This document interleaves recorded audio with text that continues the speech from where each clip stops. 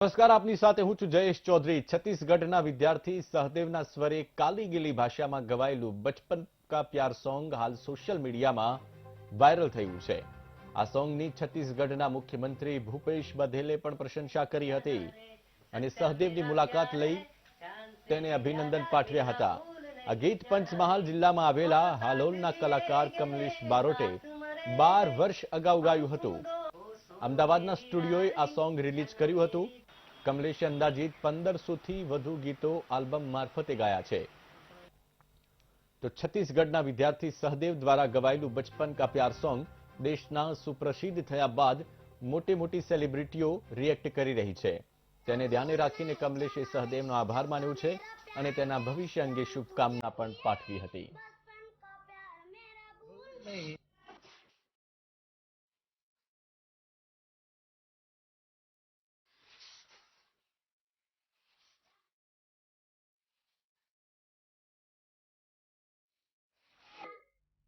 जाने मेरी जाने मन बस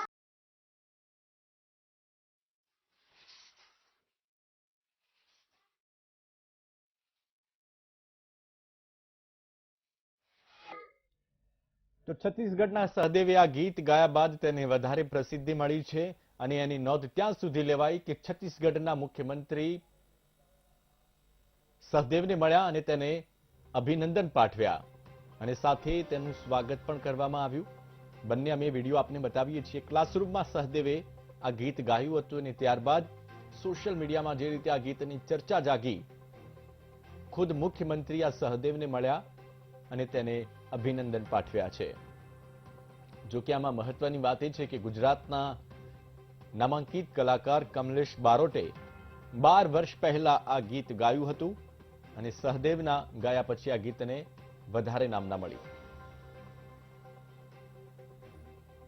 સોશિયલ મીડિયા પર વાયરલ થઈને છત્તીસગઢના જે વિદ્યાર્થીએ જે ગાયન ગાયું છે અને સોશિયલ મીડિયા પર હાલ વાયરલ થઈ રહ્યું છે, તેને ધૂમ મચાવી છે।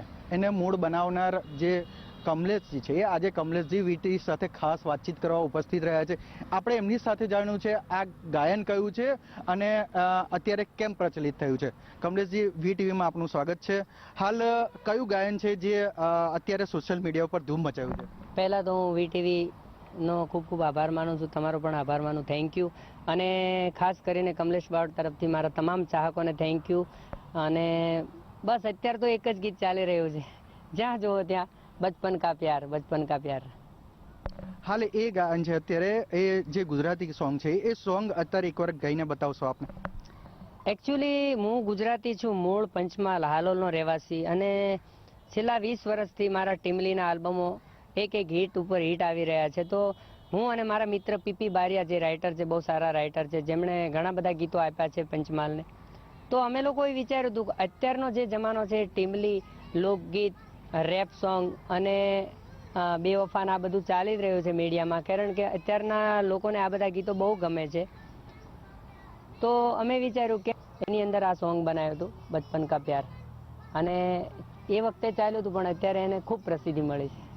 અત્યારે એ બાળકે જે ગાયન જે ગુજરાતી સોંગ છે એ ગાયું હતું ને અત્યારે પ્રસિદ્ધિ મળી છે, એ સોંગ અત્યારે ગાઈને બતાવશો વીટીના માધ્યમથી? ચોક્કસ।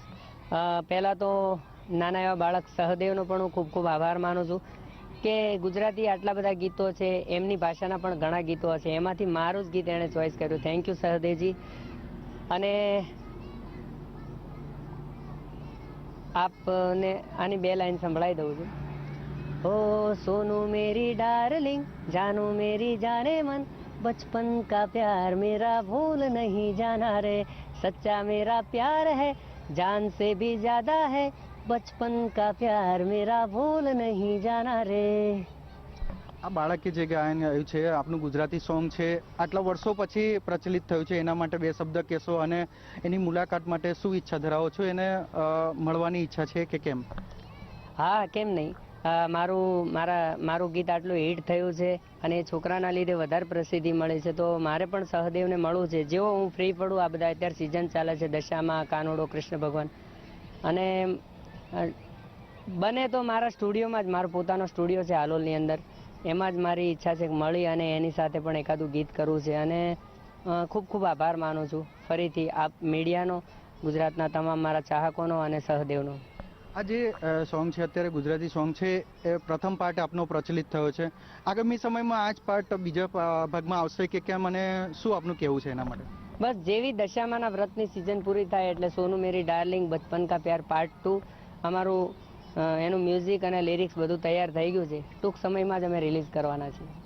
તો આ હતા કમલેશ બારોટ. તેમણે જણાવ્યું કે આ સોનુ મેરી ડાર્લિંગ આ જે ગાયન ગાયું છે એ જે બીજા પાર્ટમાં બી આવવાની શક્યતા છે. હાલ એની પૂર્ણ તૈયારીઓ થઈ ગઈ છે. ટૂંક સમયમાં જ લોન્ચિંગ થશે અને લોન્ચિંગ થયા બાદ કેટલું પ્રચલિત થશે અને એમના માટે કેટલો આનંદ રહેશે એ હવે જોવાનું રહ્યું. વિવેક સુથાર, વીટીવી ન્યૂઝ, પંચમહાલ.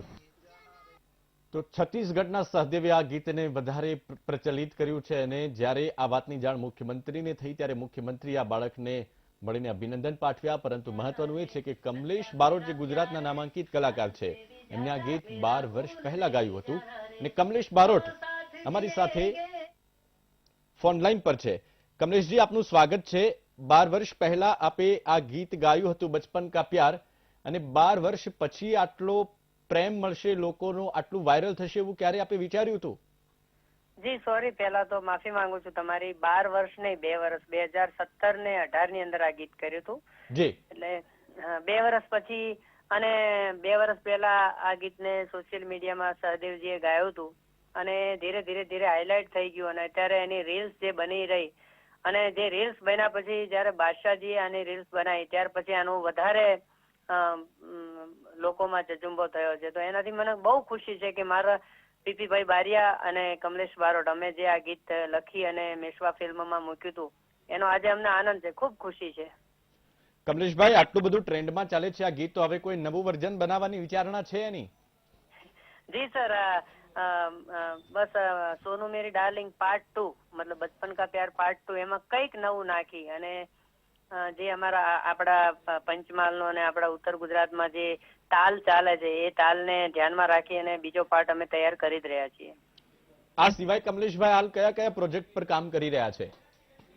અત્યારે બસ સિઝન પ્રમાણે દશામાનું ચાલે છે, પછી કૃષ્ણ ભગવાન, પછી સીધી નવરાત્રી આવશે, પછી પાછા લોકગીત ઉપર અને લાઈવ શો તો અત્યારે બંધ છે જે આ કોરોના મહામારીના લીધે. એટલે અત્યારે મારો પોતાનો સ્ટુડિયો છે, એમાં બધા વર્ક કરું છું મારા પોતાના અને અધરવાઇઝ બીજા સિંગરોના. કમલેશભાઈ, આપ મૂળ ગુજરાતી છો, પંચમહાલના આપ રહેવાસી છો, જે પ્રમાણે આપે ઇન્ટરવ્યુમાં જણાવ્યું, તો એ વખતે આજથી 2 વર્ષ પહેલા આપને કેવી રીતે વિચાર આવ્યો કે આ જ શબ્દોને આ રીતે હિન્દીમાં એક ગીત ગાવું જોઈએ? ખરેખર કેવું છે કે અમારી જે ટીમલી છે ને એકલી આપણા પંચમહાલ પૂરતી નહીં, ઉત્તર ગુજરાત ને બધે પણ ચાલે છે, જેમાં રિસ્પેક્ટિવ અમુક વર્ડ હોય છે અને જેટલું સારું હોય છે, રિસ્પેક્ટિવ હોય છે એટલું ચાલે છે. તદ ઉપરાંત એમપી અને જે આખો રાજસ્થાની એરિયા છે આપણો, એ બાજુ પણ અમારા ગીતો ચાલે છે. એટલે પછી મને અને પીપી બારિયાને વિચાર આવ્યો કે આ સોંગ આપણે હિન્દીમાં કરીએ જેથી એને બધે ન્યાય મળે. રાજસ્થાનમાં પણ લોકો સાંભળે, એમપી માં પણ સાંભળે, બધા જે દાહોદની આજુબાજુના જેટલા એરિયા છે એમાં આદિવાસી લોકો હિન્દી ભાષી પણ હોય છે. અને નાનપણના પ્રેમ આ એક અનુભવ છે. ઘણા લોકોના નાનપણનો પ્રેમ પવિત્ર હોય છે અને એ પ્રેમની પૂજા થાય છે અને અમારા ઘણા મિત્ર સર્કલમાં આવી રીતે અનુભવ થયેલા છે. એટલે અમે લોકોએ મિત્રોને ગમે એની માટે આ ગીત બનાવ્યું હતું, પણ ખબર નહોતી કે આટલું બધું વાયરલ થઈ જશે. બિલકુલ કમલેશભાઈ, આપ અમારી સાથે જોડાયા, અમારી સાથે વાતચીત કરી એ માટે આપનો ખૂબ ખૂબ આભાર. તો કમલેશભાઈ બારોટ સિંગર છે જેમને 2 વર્ષ પહેલા ગીત ગાયું હતું. એ ગીત હાલ સોશિયલ મીડિયામાં ટ્રેન્ડમાં ચાલી રહ્યું છે. જો કે ટ્રેન્ડમાં એટલા માટે આવ્યું કારણ કે છત્તીસગઢના એક બાળકે આ ગીતને ગાયું અને એ ગીત વાયરલ થયું. ત્યારબાદ આ ગીત હાલ સોશિયલ મીડિયામાં ટ્રેન્ડમાં છે. ફરી એકવાર અમે આપણે સંભળાવીએ એ બાળકે કેવી રીતે આ ગીતને ગાયું છે. जाने मन बचपन का प्यार मेरा भूल नहीं जाना रे सच्चा मेरा प्यार है जान तुझे किया है बचपन का प्यार मेरा भूल नहीं जाना रे सोनू मेरी डार्लिंग जाने मन बचपन का प्यार मेरा भूल नहीं जाना रे सच्चा मेरा प्यार है जान तुझे किया है बचपन का प्यार मेरा દેવ છે જેણે આ